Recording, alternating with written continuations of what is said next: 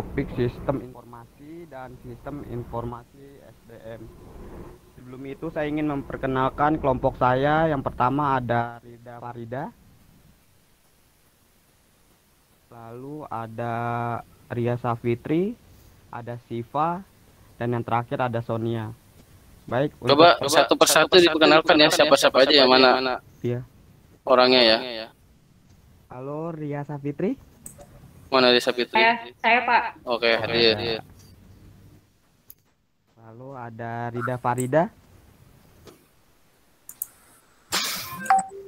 Rida Farida mana? Rida Farida. Kamu. Rida Farida nggak ada ya?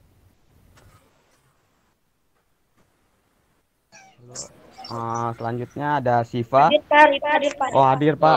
Oh, Rida ya. Kameranya diaktifin ya Rida ya. Selanjutnya Ada Siva. Siva mana Siva? Halo, saya Siva. Oh, siap. Dan yang terakhir ada Sonia. Halo Pak. Oke. Berarti kamu Sahril ya?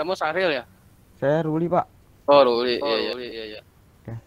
Baik, untuk presentasi pertama langsung saya bacakan aja Pak. Silakan. Di sini apa yang dimaksud dengan sistem informasi pemasaran? Jadi sistem informasi pemasaran merupakan sistem manajemen perusahaan, terutama dalam menyelesaikan bagian masalah perusahaan secara terkomputerisasi.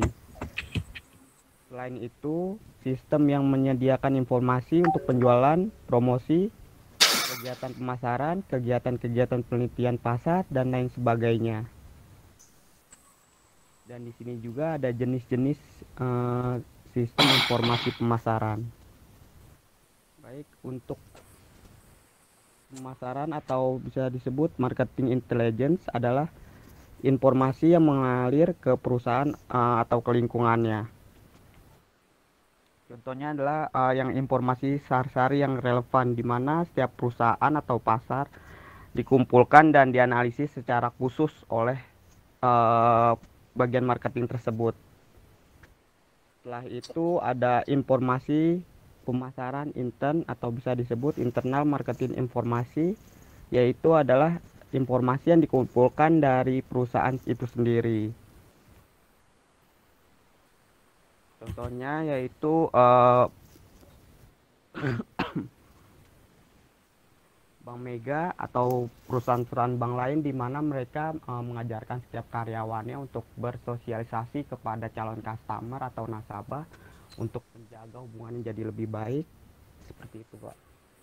Dan yang terakhirnya ada komunikasi pemasaran marketing atau marketing komunikasi yaitu informasi yang mengalir dari luar perusahaan ke lingkungan. Contohnya kayak misalkan ketika perusahaan itu ingin riset pasar, jadi dia mengambil informasi dulu dari luar, ketika itu baru dia kelola informasi tersebut. Jadi nggak langsung membuat kayak gitu Pak.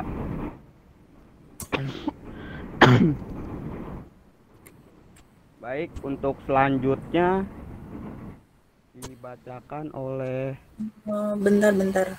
Ria Safitri.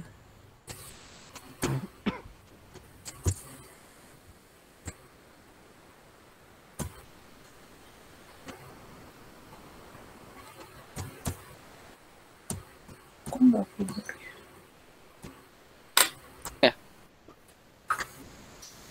Kelompok ini ada berapa orang ya yang sekarang tampil ini? Ada 5 Pak. 5 orang Pak. Pertama Ria ya, Ria Sapitri. Tadi ya ada Ria Safitri, Rida Farida, Rida, Ruli. Sonia, Ruli. ya, Ruli, Siva, Sonia. Sonia ada Sonia. ada Pak. Ada Pak. Tuh pakai Dia kupluk lagi. putih. Udah kelihatan belum sih? Udah. Udah Son. Next on. Manfaat Ini. sistem informasi. Ini. Iya. Bawahnya Son, komponen sistem informasi. Oke.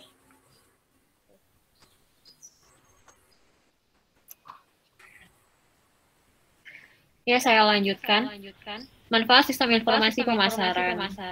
Satu, perusahaan akan lebih mudah dalam mengontrol perkembangan perusahaan. Dua, perusahaan dapat dengan mudah memproses setiap informasi. Tiga, kesalahan fatal seperti human error dapat dihindari. Empat, perusahaan dapat dengan cepat mengetahui jika ada kesalahan data. Komponen sistem informasi pemasaran. Ada tiga. Satu, komponen input sistem informasi pemasaran. Ada tiga subsistem, yaitu subsistem informasi akuntansi. Subsistem informasi akuntansi merupakan kegiatan untuk mengumpulkan data yang menjelaskan transaksi pemasaran perusahaan. Dua, sistem penelitian pemasaran. Merupakan aktivitas pengumpulan data mengenai segala aspek operasi dalam pemasaran, terutama hal-hal yang berkaitan dengan pelanggan. Biasanya data tersebut dikumpulkan melalui metode survei. Sistem intelijen pemasaran. Sistem ini berfokus pada pengumpulan data dan informasi mengenai perusahaan pesaing, termasuk di dalamnya kemungkinan melakukan strategi benchmarking. Karena persaingan yang sangat ketat saat ini, maka data yang dikumpulkan harus sedetail dan seakurat mungkin. Dua, komponen output pemasaran. Beberapa output yang dihasilkan berupa subsistem produk, subsistem harga, subsistem tempat, subsistem promosi, subsistem bauran integrasi. Tiga, komponen model sistem informasi pemasaran. Model sistem informasi pemasaran yang dibuat harus menghasilkan informasi yang relevan dengan kebutuhan perusahaan sebagai pemakai sistem tersebut. Beberapa laporan yang dihasilkan oleh model sistem informasi pemasaran antara lain laporan keperluan anggaran operasi, evaluasi produk baru, strategi penentuan harga, pemilihan evaluasi penghapusan produk lama, dan lain sebagainya. Selanjutnya dibacakan oleh Rida. Fungsi sistem informasi pemasaran. Yang pertama, perencanaan pemasaran yang tepat. Sistem informasi pemasaran membantu dalam menyusun kebijakan pemasaran. Ini secara teratur menyediakan semua informasi terkait pasar kepada manajemen untuk mengatur semua operasi pasar. Yang kedua, mengantisipasi permintaan pelanggan. Hal membantu dalam mengambil keputusan yang tepat mengenai aktivitas produksi dan memberikan produk yang tepat dapat memuaskan pelanggan. Yang ketiga, membantu dalam menganalisis persaingan. Sistem ini membantu organisasi dalam menganalisis lingkungan persaingan di sekitar mereka. Yang keempat, meningkatkan efisiensi. Setiap organisasi berusaha untuk meningkatkan efisiensi dan koordinasi yang tepat dapat berbagai departemen dalam organisasi. Yang kelima, pemahaman yang lebih baik dengan pelanggan. Mengembangkan pemahaman yang lebih baik dengan pelanggan bermanfaat untuk mempertahankan mereka untuk jangka panjang. Yang keenam, mengenali tren dan perubahan pasar. Sistem yang baik dan terencana juga dapat mengenali semua tren dan perubahan yang terjadi di pasar. Yang ketujuh, meningkatkan kinerja manajemen. Sistem informasi pemasaran memiliki peran penting dalam meningkatkan kinerja manajemen. Apa itu sistem informasi SDM? Sistem informasi SDM atau biasa lebih dikenal dengan HRIS, merupakan beragam aktivitas untuk mengelola administrasi HR menggunakan teknologi, dalam hal ini menggunakan software atau aplikasi seperti Talenta, sehingga membuat aktivitas HR diproses secara lebih efisien. Dengan kata lain, sistem informasi SDM merupakan sebuah sistem untuk merangkap berbagai aktivitas yang bisa berhubungan dengan human resource, akuntansi, manajemen karyawan, kehadiran, hingga payroll. Sehingga selain menghemat waktu, penerapan sistem HR yang baik juga bisa dianggap efektif secara biaya. Bahkan di beberapa kasus, penerapan sistem ini bisa meningkatkan efektivitas terhadap kinerja perusahaan, terutama pada saat membuat keputusan dalam HR. Keputusan-keputusan ini kemudian dapat mempengaruhi kualitas serta produktivitas para karyawan menjadi lebih baik lagi. Fungsi penerapan sistem informasi. Berbagai fungsi yang bisa diterapkan meliputi hal-hal yang sifatnya berkaitan dengan karyawan, termasuk Yang pertama, pencatatan database karyawan secara lengkap, seperti tanggal lahir, informasi kontak, status keluarga, dan lain sebagainya. Yang kedua, pencatatan informasi pekerjaan karyawan seperti posisi, departemen, atau divisi, jumlah gaji, atasan atau bawahan, dan masih banyak lagi. Yang ketiga, pengaturan benefit karyawan. Yang ketiga, absensi online serta pengajuan cuti. Yang keempat, penghitungan payroll, reimbursement, dan lain sebagainya. Informasi-informasi ini nantinya akan tersimpan di dalam software HR dengan rapi, seperti misalnya software HR Talenta yang berbasis cloud, karena menjadi sumber utama dan sistem penyimpanannya terpusat. Siapapun yang berwenang di perusahaan dapat mengaksesnya. Selanjutnya akan dibacakan oleh Siva. Selanjutnya ada manfaat dari penerapan sistem informasi SDM. Yang ke satu, database yang lebih terorganisir. Segala bentuk informasi yang Anda butuhkan sudah disimpan di dalam satu lokasi, sehingga mudah untuk Anda lacak dan diperbarui. Anda bisa mengucapkan selamat tinggal pada tumpukan-tumpukan kertas di kabinet Anda. 2. Efisiensi waktu. Penerapan sistem informasi SDM akan membuat segala urusan administrasi HR menjadi mudah dan cepat. Misalnya, pengajuan serta approval cuti karyawan jadi lebih mudah menggunakan aplikasi. 3.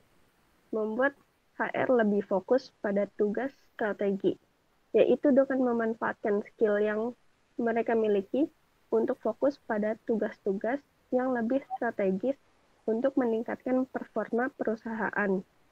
4. Memudahkan karyawan dengan memiliki sistem informasi SDM yang baik.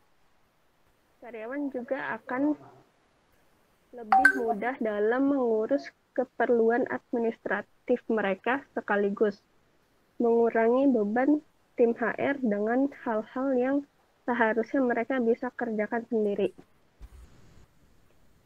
Selanjutnya ada contoh dari penerapan sistem informasi SDM. Pertama, manajemen kehadiran karyawan. Salah satu hal yang sangat bisa otomasi melalui software seperti Talenta. Dengan menggunakan software HR untuk mengelola absensi, Anda bisa menghemat proses absen karyawan. Misalnya, fitur live attendance dengan clock in dan clock out lewat aplikasi bagi karyawan yang sedang WFH. Bagaimana jika misalnya Anda karyawan yang lupa absen? Talenta memiliki fitur request attendance apabila ada karyawan yang lupa absen sehingga bisa tetap terhitung di payroll. Kedua, sistem payroll yang fleksibel. Payroll adalah salah satu komponen dalam HR yang cukup memakan waktu dalam pengerjaannya. Namun, tidak lagi apabila sebuah perusahaan sudah menerapkan sistem HR yang baik. Bayangkan apabila Anda harus menghitung jumlah absensi setiap karyawan secara manual untuk kemudian bisa dihitung ke dalam komponen payroll setiap bulan. Tentu akan memakan waktu, namun dengan software HR, Anda bisa menjelaskan payroll dengan lebih singkat karena setiap komponen gaji karyawan semuanya sudah terintegrasi di dalam satu sistem. Ketiga, membuat karyawan lebih mandiri dengan Employee Self-Service atau ISS. HR tidak perlu pusing apabila ada karyawan yang ingin menanyakan informasi kontak mengenai karyawan lain atau slip gaji mereka. Dengan Talenta sendiri, karyawan bisa mengakses informasi itu semua dengan mudah karena dapat dengan mudah mengakses slip gaji bulanan serta data karyawan lewat aplikasi Talenta, sehingga tim HR tidak perlu repot meladeni satu persatu permintaan karyawan yang sebenarnya sudah bisa dilakukan sendiri. Keempat, mengelola performa karyawan. Lewat software HR, Anda juga bisa mengelola performa karyawan serta KPI mereka, sehingga atasan bisa menilai kinerja bawahan mereka serta secara menyeluruh dan lebih objektif.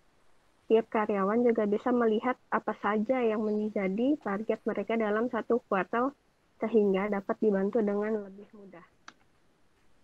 Selanjutnya ada model sistem informasi SDM.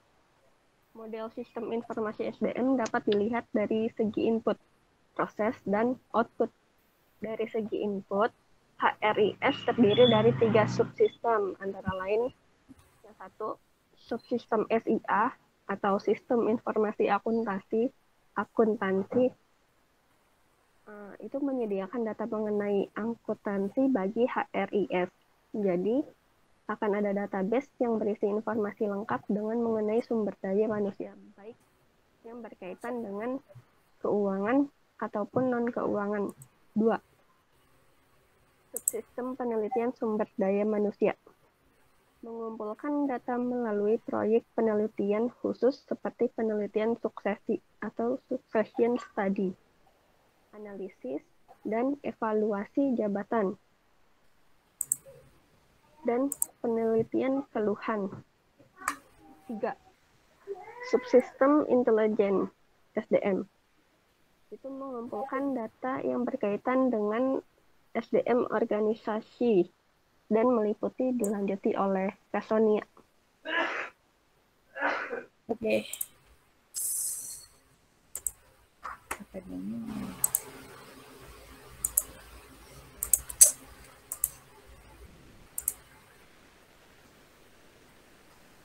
Selanjutnya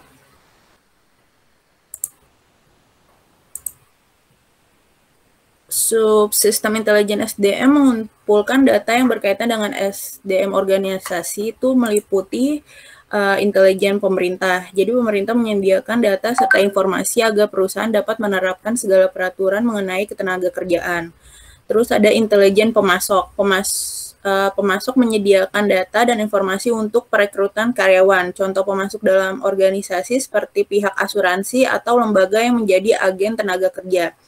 Lalu ada intelijen serikat pekerja. Data dan informasinya digunakan dalam hal pengaturan kontrak kerja serta serikat pekerjaan dan perusahaan. Terus selanjutnya ada intelijen masyarakat global. Informasi yang menjelaskan tentang sumber daya lokal seperti perumahan dan pendidikan. Informasinya digunakan untuk membuat karyawan dan komunitasnya dapat terintegrasi dengan baik. Intelijen masyarakat keuangan. Data dan informasinya berisi tentang ekonomi untuk perencanaan personil. Lalu ada intelijen kompetitor, memberikan informasi mengenai praktik personalia dari perusahaan kompetitor dan mungkin informasi karyawan yang berpotensi direkrut oleh masing-masing dari kita. Terus selanjutnya model sistem informasi SDM. Model subsistem di atas dijadikan database yang sudah dirancang oleh perusahaan. Database tidak hanya berisi data karyawan, tetapi juga individu dan organisasi yang mempengaruhi arus personil di lingkungan perusahaan.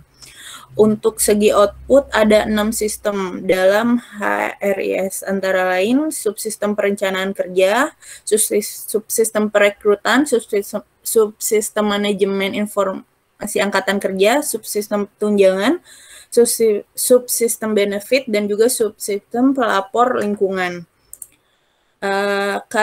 Karakteristik sistem informasi pemasaran, yaitu sistem berbasis komputer. Dalam sistem informasi pemasaran, semua informasi dikumpulkan, dianalisis, dan dikomunikasikan melalui perangkat komputer, dan informasi pemasaran yang berguna disimpan dalam mikrofilm. Lalu informasi cepat, selektif, dan akurat. Organisasi dapat memelihara database pemasaran yang relevan melalui sistem informasi pemasaran yang dapat diakses dengan segera dan akurat kapan saja. Aksesibilitas mudah. Informasi yang dikelola dengan bantuan sistem informasi pemasaran dapat dengan mudah dilihat dan digunakan melalui sistem komputer. komponen yang saling berhubungan. Dalam keputusan pemasaran dan komunikasi, keempat komponen tersebut saling berkaitan, yaitu informasi yang berkaitan diberikan oleh satu elemen berguna untuk memfungsikan aspek lainnya. Komponen yang saling berhubungan ini meliputi laporan internal, riset pemasaran, intelijen pemasaran, dan sistem pendukung keputusan pemasaran. Berorientasi pada masa depan, sistem informasi pemasaran memulai perumusan strategi dan perencanaan untuk operasi pemasaran di masa depan. Mendukung pengambilan keputusan, karena sistem ini menyediakan database pemasaran yang akurat, tentunya dapat digunakan untuk pengambilan keputusan secara instan oleh manajer pemasaran. Informasi yang konsisten, sistem informasi pemasaran memungkinkan manajemen dan pengambil keputusan untuk menilai informasi pemasaran yang relevan, diperbarui, dan berharga. Berlaku di semua tingkat manajemen. Setiap manajer menggunakan sistem informasi pemasaran untuk memutuskan strategi, rencana, kebijakan, dan prosedur pemasaran yang disiapkan di semua tingkat manajerial.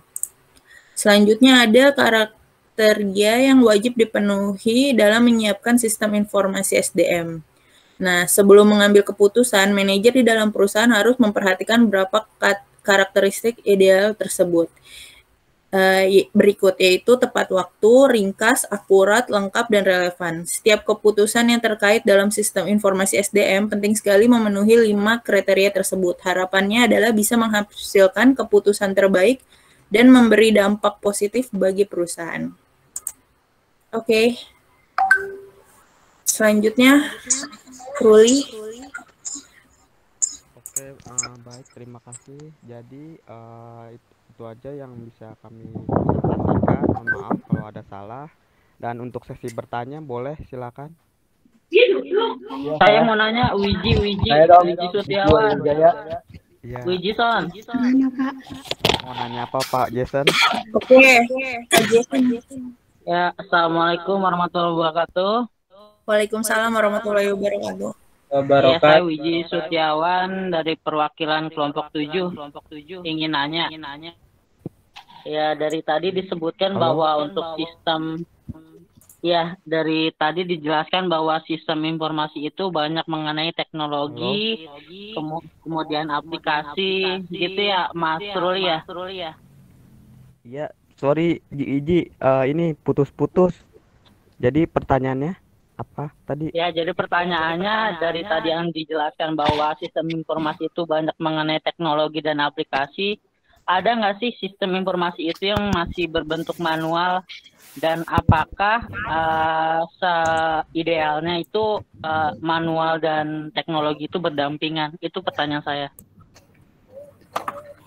Ya, saya selanjutnya. Mas, saya dong Pak. Oke, Izin bertanya dong. siapa tadi? Siapa tadi? Saya. Namanya dong, saya mau nanya. Diki Wijaya, Diki dong. Iki terus Farhana ya. Ya, Diki. Tadi kan sistem informasi pemasaran Saya, itu Kak. Saya. merupakan sistem yang memanajemen perusahaan terutama dalam menyelesaikan bagian pemasaran perusahaan secara terkomputerisasi kan tadi ada. Nah, pertanyaannya, hubungan antara sistem informasi pemasaran dengan marketing mix itu apa? Dengan marketing Mix. Oke. Terima kasih. Saya Diki Wijaya. Oke, selanjutnya Diki ya. Ya. Tadi kan dijelaskan di slide 21 kriteria yang wajib dipenuhi dalam sistem informasi SDM. Di situ dijelaskan tepat waktu, ringkas, akurat, lengkap, dan relevan. Pertanyaannya itu, tolong sebutkan ciri-ciri informasi yang berkualitas secara spesifikasinya seperti apa? Ya, gitu. Berkualitas. Izin bertanya. Udah 3 pertanyaan ya? Diki tolong diulang deh pertanyaannya Diki. Ya. Pertanyaan itu, sebutkan ciri-ciri informasi yang berkualitas secara spesifikasi. Maksudnya dijelaskan itu ya, tepat waktu, ringkas, akurat, lengkap. Halo? Kedengeran nggak? Kedengeran. Jadi lebih Coba spesifik ya dijelasinnya ya, kayak misalkan Iya, tepat waktu betul. seperti apa, ringkas seperti apa kayak gitu ya. Ya, betul. Oh, oke, baik. Ya, makasih. Bertanya, Boy. Oke, udah 3 pertanyaan ya Pak. Apa mau nambah lagi? Ya cukup ya. Silakan kelompok selanjutnya ya. Kamu cari ya dari sekarang ya jawabannya ya. Soalnya kita Oke, udah nggak baik, pikon Pak. lagi ya. Langsung ya. Silakan kelompok selanjutnya ya.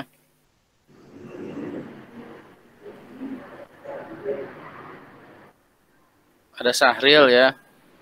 Tri, Umi, Wahyu, Wiji, Jansen ya itu ya. Jansen nggak masuk Pak, Jansen kelompok 8 Pak. Oh nggak masuk. Sudah jelas ya teman-teman presentasinya? Udah muncul? Sudah. Sudah ya. Assalamualaikum warahmatullahi wabarakatuh. Waalaikumsalam warahmatullahi wabarakatuh. Ya, selamat siang teman-teman semuanya. Di sini saya akan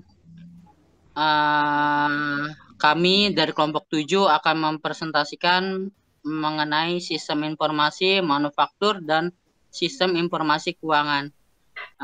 Yang dimana anggota kelompok kami ada Syahril Anwar. Boleh Mas Syahril di suaranya? Iya, Mas Wiji. Terima kasih Mas Wiji. Ya, kemudian untuk Tri Fitika ini dia sudah resign apa ya? Oh iya, udah saya tandain kok warna merah. Ya, kemudian ada Mbak Umi Latifah. Boleh Mbak Umi?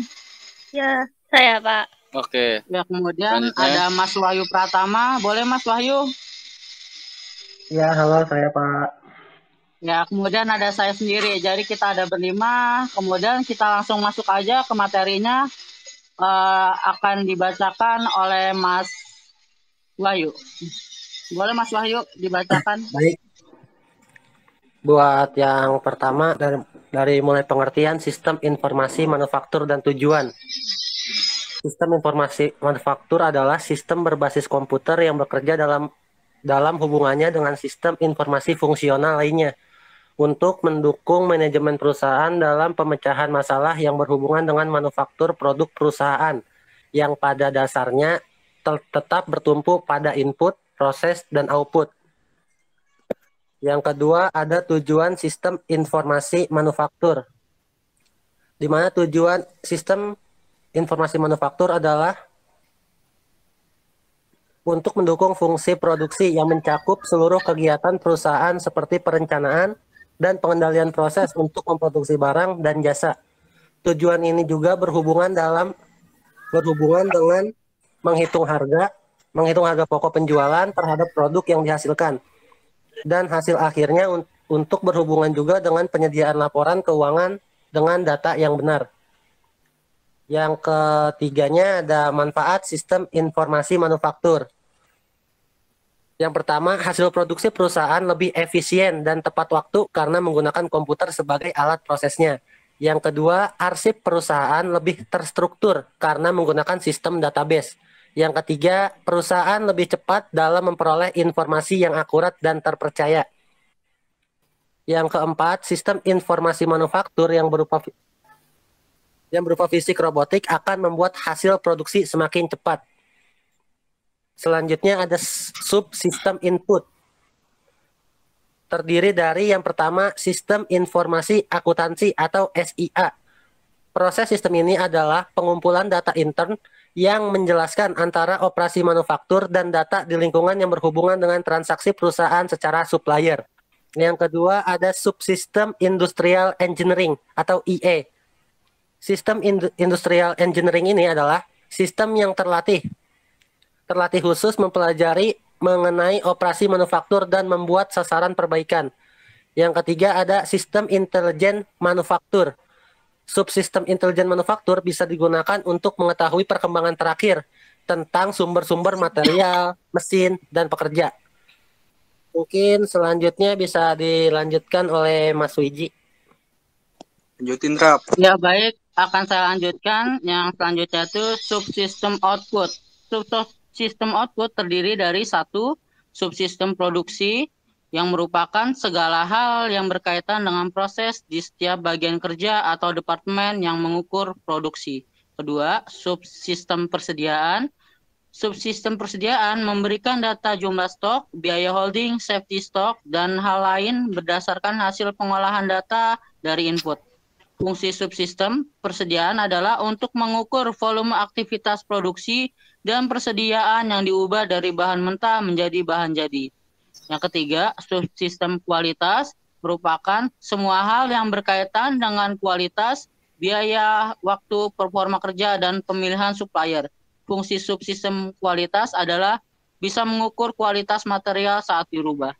Keempat, subsistem biaya yang berguna untuk mengukur biaya yang terjadi selama aktivitas produksi. Unsur pengendalian biaya digolongkan menjadi dua, yaitu standar kerja yang baik dan sistem untuk melaporkan kegiatan secara rinci dan terjadi proses produksi yang akurat. Selanjutnya, 4 fungsi terpenting dalam manufaktur.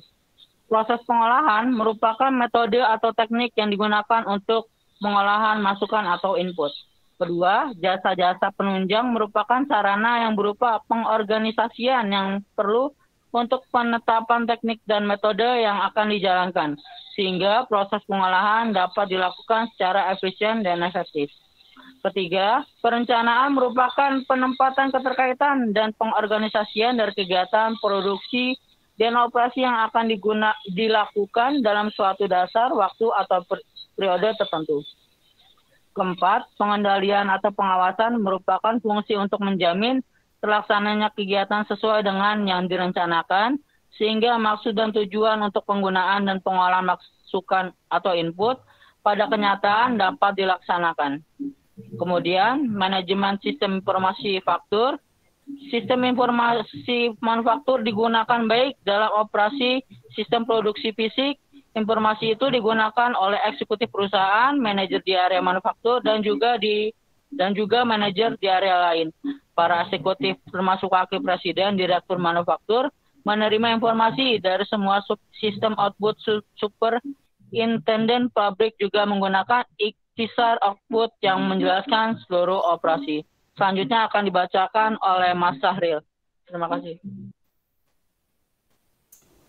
Saya melanjutkan dari materi Mas Wiji.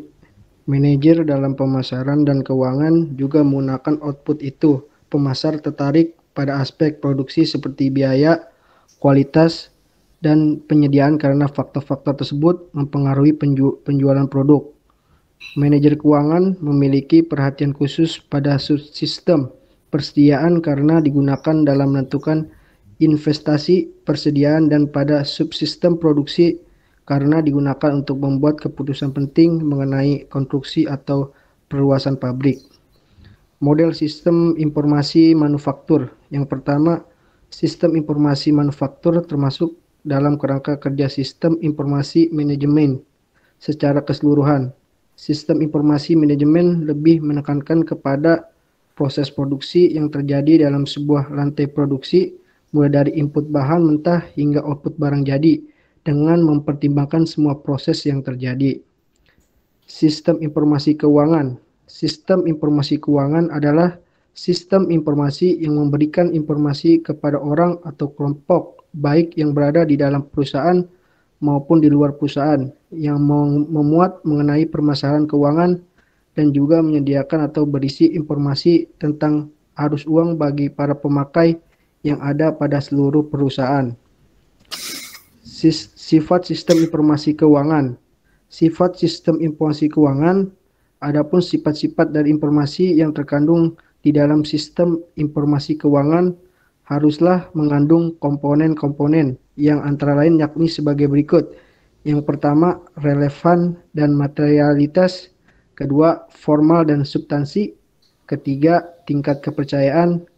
4, bebas dari bias. 5, dapat diperbandingkan. 6, konsistensi. 7, dapat dipahami. Tujuan sistem informasi keuangan.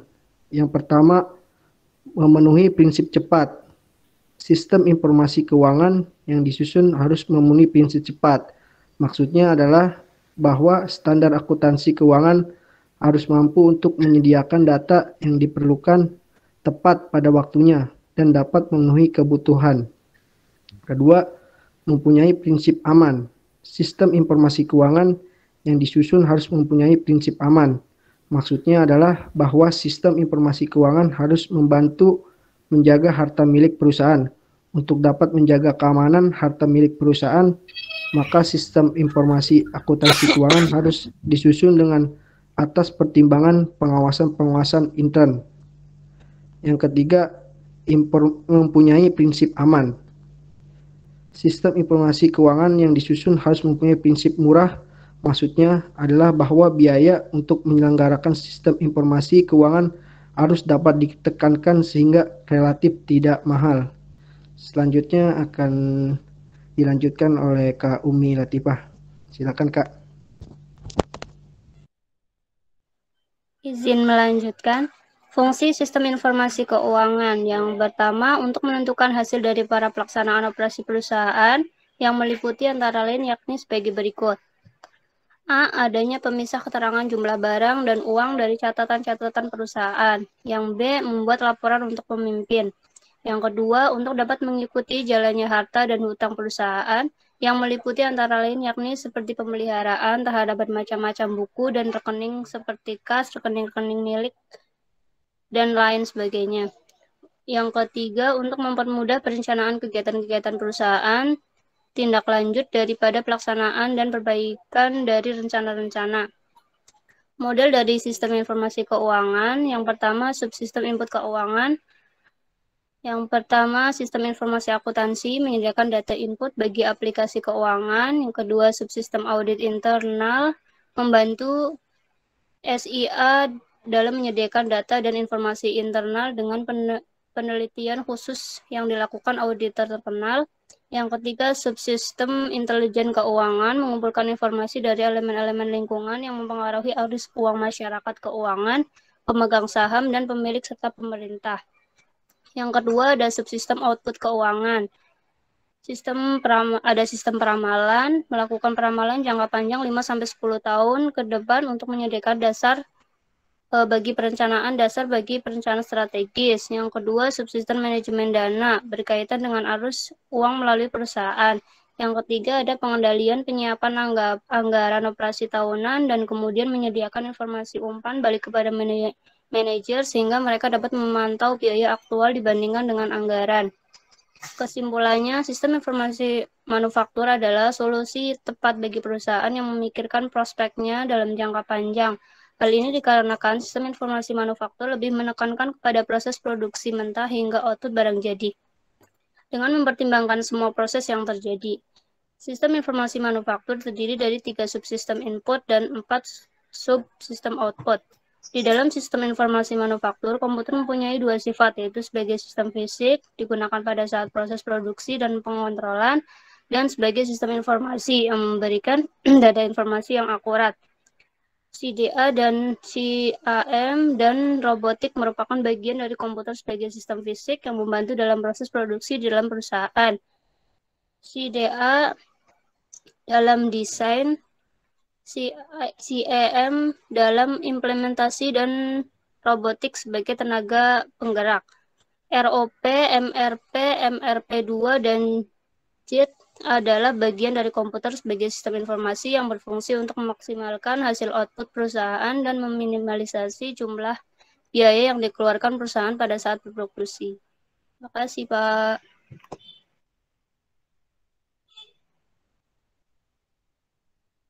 Sudah selesai ini?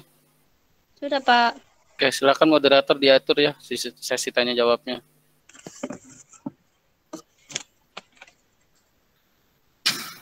Izin bertanya. Ya, boleh, Bang. Apa, Bang? Perkenalkan, saya Muhammad Bimo Prayitya Sandi dari kelompok 4 ingin menanyakan, adakah kekurangan ketika suatu perusahaan menerapkan sistem informasi manufaktur? Jadi kan pelan-pelan, Bang. Jadi adakah kelemahan ataupun kekurangan dari sistem informasi manufaktur yang diterapkan dalam perusahaan? Dan adakah pencegahan terhadap kegagalan sistem yang terjadi dalam sistem informasi manufaktur? Pencegahan dalam sistem informasi. Pencegahannya ya, pencegahannya.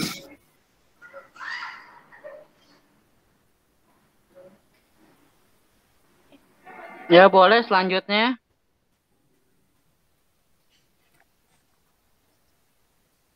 Ya, 2 pertanyaan lagi. Ini ada yang masih kosong nih, kayak Yola, Jajang, Java. Ini belum ada pertanyaan tambahan nih. Kira-kira mau bertanya? Saya mau bertanya. Namanya siapa ini?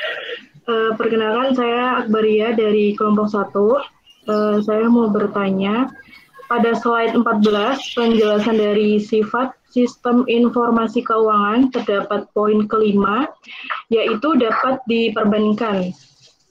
Maksud dari pernyataan tersebut itu bagaimana ya?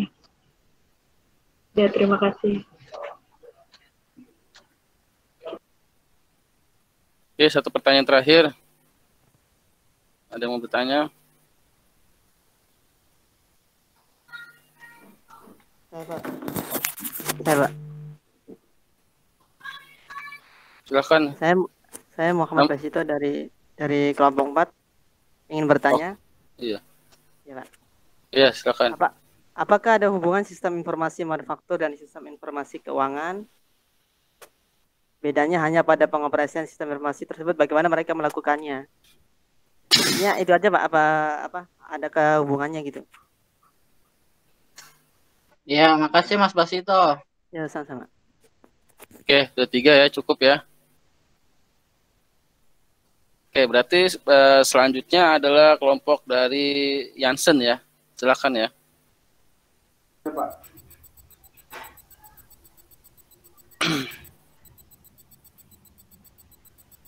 Silakan kelompok Jansen ya. Siapa? Apa sudah tampil? Apa sudah muncul? Belum Bang. Nah, udah. Oke ya. Udah, Bang. Yuk, Oke, lanjut. saya buka. Assalamualaikum warahmatullahi wabarakatuh. Waalaikumsalam warahmatullahi wabarakatuh. Selamat siang Pak dosen dan teman-teman semua yang saya hargai. Kami dari kelompok 8. Halo. Kami dari kelompok 8 hari ini akan mempresentasikan tugas kami, yaitu sistem pendukung keputusan dan sistem informasi eksekutif. Adapun anggota saya ada Aldin. Halo Aldin. Ya, saya Pak. Berarti Aldin waktu pertama itu nggak ikut ya Aldin ya? Iya, nggak ikut Pak. Oh, jadi saya pindahin ke kelompok. Oh iya. Terus ada saya sendiri, Jansen. Terus ada saudari Yola. Halo Yola. Ya, halo. Oke, selanjutnya ada Bro Yusuf. Halo Bro Yusuf. Oke, terus selanjutnya ada Bro Sajang. Halo Bro. Hadir Pak. Hadir. Oke, dan terakhir ada saudara Safa. Halo Safa. Hadir Bang. Hadir. Oke, kita mulai diskusi presentasi kita hari ini. Dimulai dari saudara Aldin, silakan membacakan komponen sistem informasi eksekutif. Pengertian sistem pendukung keputusan. Sistem pendukung keputusan atau SPK adalah sebuah sistem yang mampu memberikan kemampuan pemecahan masalah maupun kemampuan pengkomunikasian antara masalah dengan kondisi semi terstruktur dan tak terstruktur. Sistem ini digunakan untuk membantu pengambilan keputusan dalam situasi semi terstruktur dan situasi yang tidak terstruktur, di mana tak seorang pun tahu secara pasti bagaimana keputusan seharusnya dibuat. Selanjutnya, karakteristik SPK menurut Sprechts dan Watson, 1993. Sistem yang berbasis komputer. Yang kedua, dipergunakan untuk membantu para pengambil keputusan. Yang ketiga, sistem yang berbasis komputer, di mana data dan model analisis sebagai komponen utama untuk memecahkan masalah-masalah rumit yang mustahil dilakukan dengan kalkulasi manual. Yang selanjutnya, tujuan sistem pendukung keputusan. Pengguna informasi agar dapat melakukan pengambilan keputusan dengan menyediakan informasi, membimbing, memberikan prediksi, serta mengarahkan lebih baik. Terus mendukung manajer pengambilan keputusan dan meningkatkan efektivitas, bukan efisiensi, membantu menyelesaikan masalah semi terstruktur. Selanjutnya, tahapan sistem pendukung keputusan. Yang pertama, definisi masalah. Yang kedua, menentukan alternatif solusi atau bisa dalam persentase. Yang ketiga, pengumpulan data atau elemen informasi yang relevan. Yang keempat, pengolahan data menjadi informasi baik dalam bentuk laporan grafik maupun tulisan. Selanjutnya bisa dibacakan oleh Yola. Oke. Manfaat SPK itu sendiri. Bang Jansen, sorry. Oh ya. Manfaat SPK itu sendiri yang pertama, SPK memperluas kemampuan pengambilan keputusan dalam memproses data, informasi bagi pemakainya. Kedua, membantu mengambil keputusan untuk memecahkan masalah, terutama dalam berbagai isu yang sangat kompleks dan tidak terstruktur. Yang tiga, menjadi stimulan bagi para pengambil keputusan dalam memahami masalah, karena mampu menghadirkan berbagai solusi alternatif. Komponen sistem pendukung keputusan yaitu satu, user interface. Kadang-kadang disebut sebagai subsistem dialog penggabungan antara dua komponen setelah sebelumnya menjabat dalam bentuk model komputer untuk memahami. Yang kedua yaitu database management. Sistem dari data yang terorganisir dalam database. Yang ketiga, model base, model yang mewakili masalah dalam format kuantitatif. Tahap-tahap pengambilan keputusan menurut Herbert A. Simon tahun 2002. Pertama yaitu tahap pemahaman atau intelligence phase. Yang kedua, tahap perancangan atau design phase. Yang ketiga, tahap implementasi atau implementation phase. Selanjutnya tahap pemahaman. Intelijensi, ini pengertiannya. Tahap ini merupakan proses penelusuran dan pendeteksian dari lingkup problematika secara proses pengenalan masalah. Data masalah diperoleh, diproses dan diuji dan merangkam mengidentifikasikan masalah. Selanjutnya dibacakan oleh Saudari Yola. Silakan. Ya, baik. Terima kasih Bang Jansen. Saya akan melanjutkan tahap perancangan, design phase. Tahap ini merupakan proses pengembangan dan pencarian alternatif tindakan atau solusi yang dapat diambil. Tersebut merupakan representasi kejadian nyata yang disederhanakan, sehingga diperlukan proses validasi dan sertifikasi untuk mengetahui keakuratan model dalam meneliti masalah yang ada. Selanjutnya ada tahap pemilihan, choice phase. Tahap ini dilakukan pemilihan terhadap antara berbagai alternatif solusi yang dimunculkan pada tahap perencanaan agar ditentukan atau dengan memperhatikan kriteria-kriteria berdasarkan tujuan yang akan dicapai. Selanjutnya ada lagi tahap implementasi atau implementation phase. Tahap ini dilakukan penerapan terhadap rancangan sistem yang telah dibuat pada tahap perancangan serta pelaksanaan alternatif tindakan yang telah dipilih pada tahap pemilihan. Selanjutnya ada menurut Herbert Simon, keputusan yang dibuat dikelompokkan dalam 2 jenis. Yang pertama ada keputusan terprogram. Kegiatan ini bersifat berulang dan rutin, sedemikian hingga suatu prosedur pasti telah dibuat menanganinya sehingga keputusan tersebut tidak perlu diperlakukan de novo atau sebagai sesuatu yang baru tiap kali terjadi. Yang kedua ada keputusan tak terprogram. Keputusan ini bersifat baru, tidak terstruktur dan jarang konsekuen. Tidak ada metode yang pasti untuk menangani masalah ini karena belum ada sebelumnya atau karena sifat yang dan struktur persisnya tidak terlihat atau rumit, atau karena begitu pentingnya sehingga melakukan perlakuan yang sangat khusus. Selanjutnya akan dibacakan oleh Saudara Yusuf. Ya, baik. Di sini ada karakteristik sistem pendukung keputusan. Yang pertama, mendukung proses pengambilan. Yang kedua, mendukung pengambilan keputusan untuk membahas masalah terstruktur, semi terstruktur, dan tak struktur. Yang ketiga, memiliki subsistem yang terintegrasi sedemikian rupa. Dan keempat, adanya inference manusia atau mesin di mana manusia user tetap memegang kontrol proses pengambilan keputusan. Yang kelima, memiliki kapasitas dialog untuk memperoleh informasi sesuai dengan kebutuhan.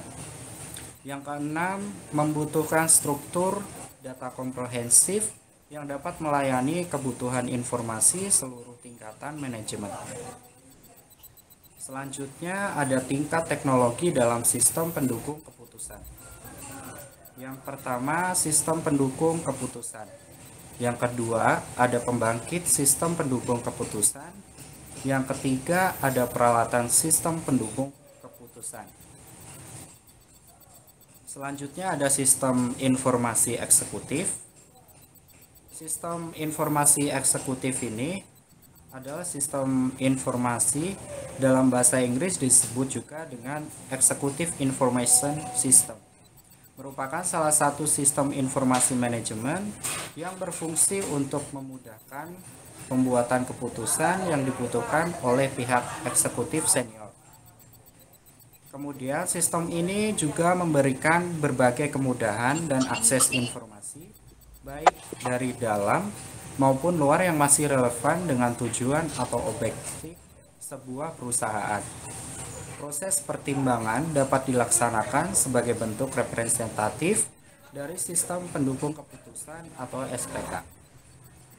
Untuk selanjutnya diteruskan kepada saudara. Ya, terima kasih. Sebelumnya saya minta maaf Pak Dede, kamera saya tidak bisa Pak. Saya akan melanjutkan komponen sistem informasi eksekutif. Yang pertama, perangkat keras.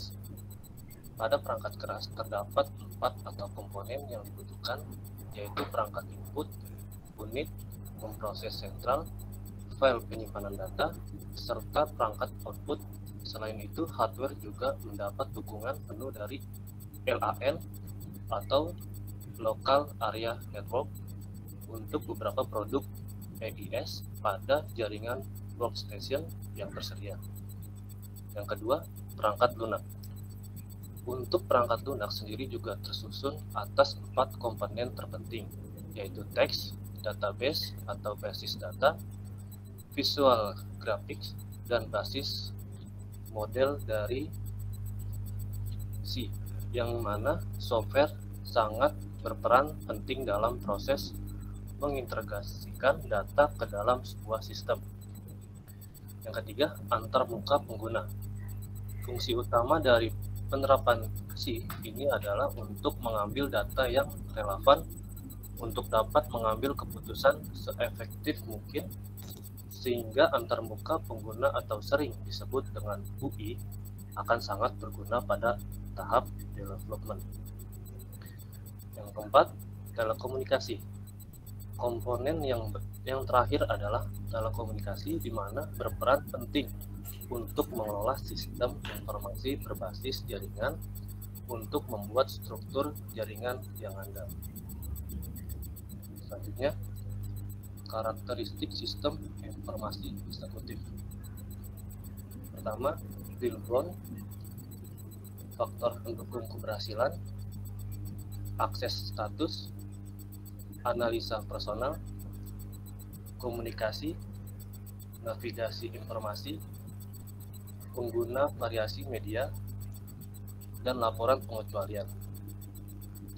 Selanjutnya, ada kelebihan dan kelemahan EIS. Kelebihannya,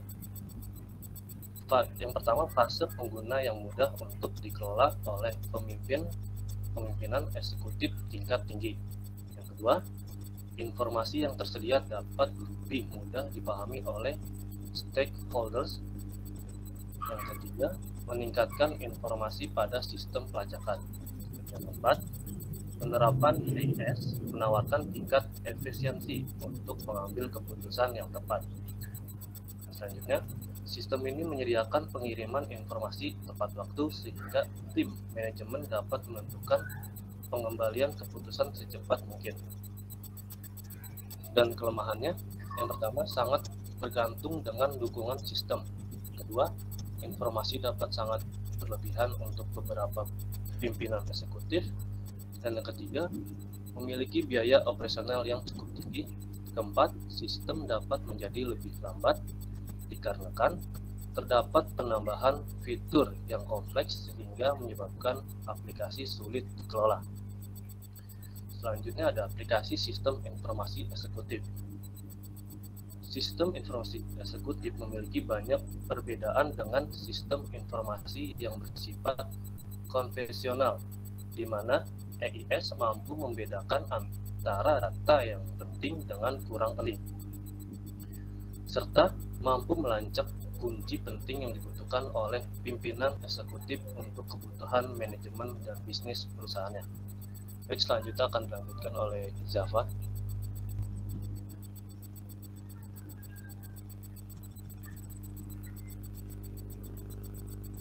Terima kasih Mas Syajang. Selanjutnya, saya akan menjelaskan penerapan aplikasi SIE dari segi keuangan. EIS mampu mengintegrasi proses perencanaan anggaran dengan sistem pelaporan kinerja yang sangat membantu dalam membiayai eksekutif. Sistem informasi ini juga berfokus untuk meningkatkan kinerja pada sisi akuntabilitas keuangan serta meningkatkan kualitas informasi yang akan disajikan. Dari segi manufaktur, aplikasi yang kedua berhubungan dengan dunia bisnis tersebut, di mana saat ini masuk pada era transformasi bahan baku menjadi bahan jadi yang siap untuk dijual kepada masyarakat. Dari segi pemasaran, eksekutif bertugas untuk mengelola sumber pemasaran untuk membantu bisnis dalam jangka waktu yang lama. EIS sendiri juga menyediakan prediksi forecast terkait data penjualan dan penawaran harga produk untuk mengevaluasi harga yang sesuai. Kesimpulannya, dari SIE merupakan salah satu sistem yang digunakan untuk membantu kegiatan manusia menjadi lebih fleksibel dan mampu memberikan keputusan dalam proses pengambilan keputusan yang dibutuhkan oleh tim eksekutif. 2. Komponen utama dari EIS terdiri atas hardware, software, basis data, dan user interface. 3. Aplikasi SIE ini mampu membantu pekerjaan dalam bidang keuangan, manufaktur, dan pemasaran. Terima kasih.